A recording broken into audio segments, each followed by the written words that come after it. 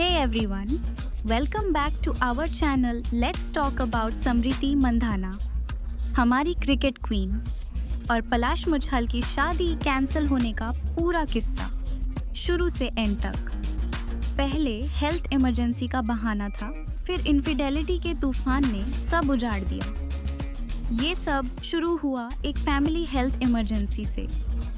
समृति के पापा को हार्ट का इशू हो गया वेडिंग के दिन सुबह नवंबर 23, 2025 को सांगली में। ये बात क्रेडिबल थी, ऑफिशियल थी और इसने पीआर शील्ड का काम किया। मतलब लोगों को लगा यही वजह है शादी कैंसिल होने की। लेकिन ये सिर्फ टेम्पररी था, क्योंकि जल्दी ही इनफिडेलिटी के एलिगेशंस का वॉर्टेक्स आ गया। मतलब इतना बड़ा तूफान कि यही बन गया पब्लिक के दिमाग में मेन रीज़न। लोग बोलने लगे हेल्थ तो बहाना था, असली वजह तो बिट्रेयल है। अब आते हैं मेन मुद्दे पर, इनफिडेलिटी के एक्यूजेशंस। ये मल्टीफेसेटेड थे, दो अलग सोर्सेस से आए और इन्होंने बिट्रेयल की पूरी पिक्चर बना दी कि यही वजह थी सडन स्प्लिट की।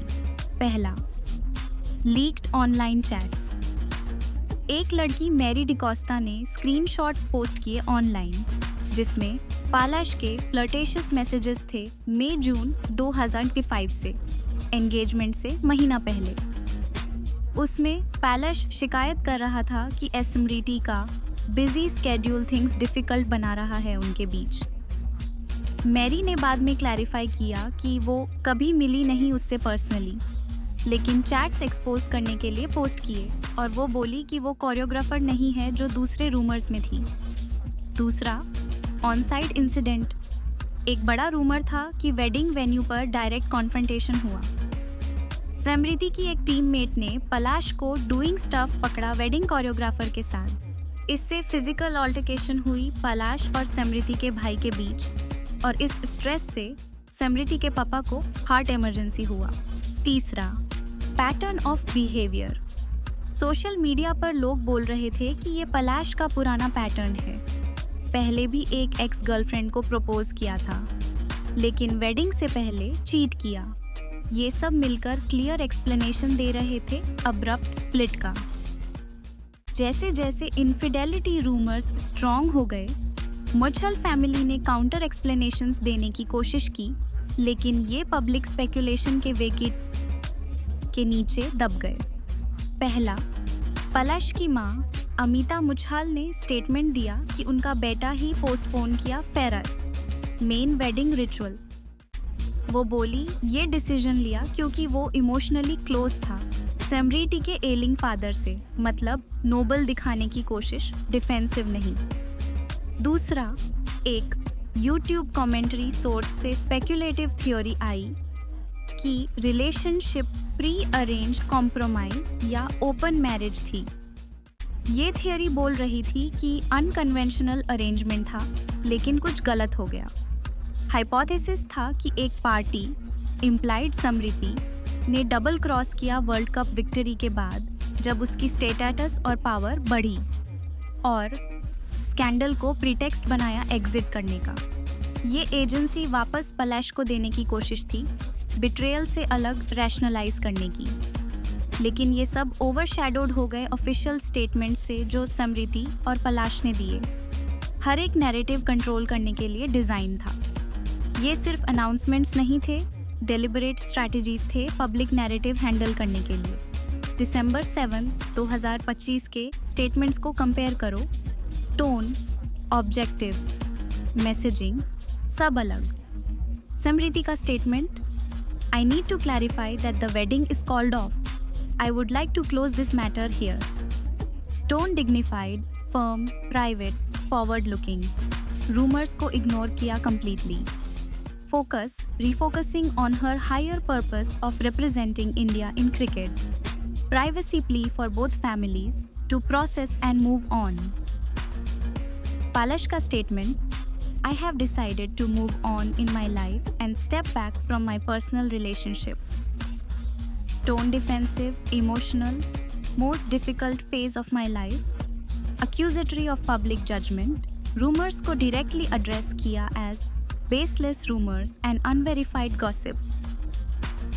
Focus dealing with personal difficulty gracefully or legal action. Threat कि टीम स्ट्रिक्ट लीगल एक्शन लेगी डेफामेटरी कंटेंट के अगेंस्ट. पब्लिक इंटरप्रिटेशन को शेप किया इनर सर्कल के एक्शंस ने.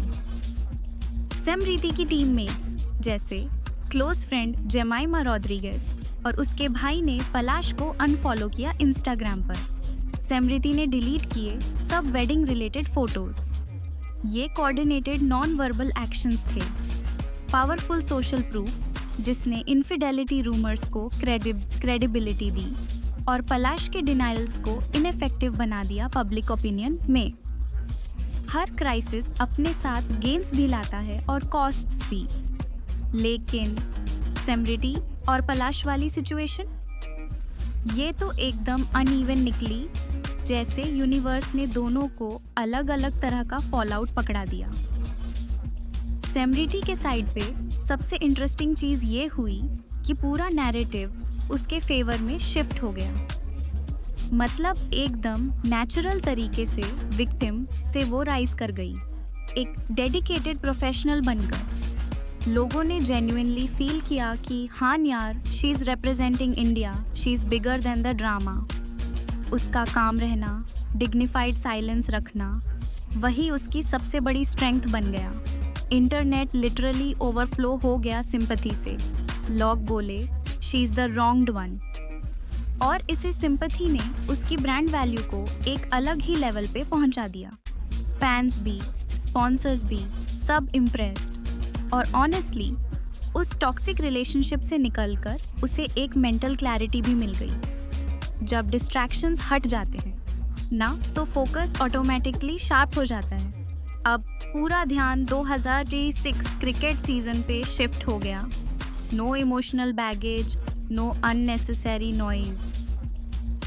लेकिन हाँ, इसका इमोशनल टोल बहुत बड़ा था. पब्लिक ब्रेकअप, घर में हेल्थ इमरजेंसी, करियर के सबसे बड़े विक्ट्री के जस्ट बाद ये हिट कोई भी हो टूट जाता. ऊपर से प्राइवेसी तो परमानेंटली चली ही गई. जो इंसान हमेशा कहती थी I am a very private person, उसी की लाइफ का सबसे पर्सनल मोमेंट पूरे इंटरनेट ने डिसेक्ट कर दिया. ये वॉल एक बार गिर जाए ना, फिर दोबारा खड़ी करना ऑलमोस्ट इम्पॉसिबल होता है. पलाश वाली साइड कम्प्लीटली अलग थी. उसने कोशिश डेफिनेटली की अपना नैरेटिव कंट्रोल करने की. I have decided to move on बोलकर उसने ये दिखाना चाहा कि वो विक्टिम नहीं है, वो भी अपने टर्म्स पे आगे बढ़ रहा है. और लीगल एक्शन की स्टेटमेंट देकर उसने थोड़ा सा डैमेज कंट्रोल भी कर लिया. एटलीस्ट एक्सट्रीम एलिगेशंस रुक गए. बट प्रॉब्लम ये थी कि पब्लिक ने ऑलरेडी उसे एक चीटर टैग दे दिया था, और वो भी एक नेशनल स्पोर्ट्स आइकॉन के साथ जुड़े स्कैंडल में. ये लेबल एंटरटेनमेंट वर्ल्ड में बहुत टॉक्सिक होता है, लॉन्ग टर्म रेपुटेशन को खा जाता है. ऊपर से उसका डिनायल, बेसलेस रूमर्स, वो पूरी तरह फ्लैट गिर गया. क्योंकि समृति के पूरे सर्कल ने एक डायरेक्शन में मूव किया, तो पलाश का डिफेंस हॉलो लगने लगा. सोशल वर्ल्ड में उसका आइसोलेशन भी क्लियर दिखा. अनफॉलोज, साइलेंस, डिस्टेंस. इंडस्ट्री ऐसे संकेतों को लाइटली नहीं लेती. एंड ऑफ द डे ये पूरा मामला ये दिखाता है कि लाइफ कितना अनप्रिडिक्टेबल है. लेकिन समृति ने पूरे मेल्टडाउन के बीच भी अपना ग्रेस, अपनी डिग्निटी और अपनी पावर नए लेवल पे कैरी की. इनफिडेलिटी रूमर्स सच थे या बेसलेस, कमेंट में बताना. वीडियो पसंद आए तो लाइक करो, हाइप बटन दबाओ, दोस्त को भेज दो और सब्सक्राइब करना मत भूलना. Thank you for watching.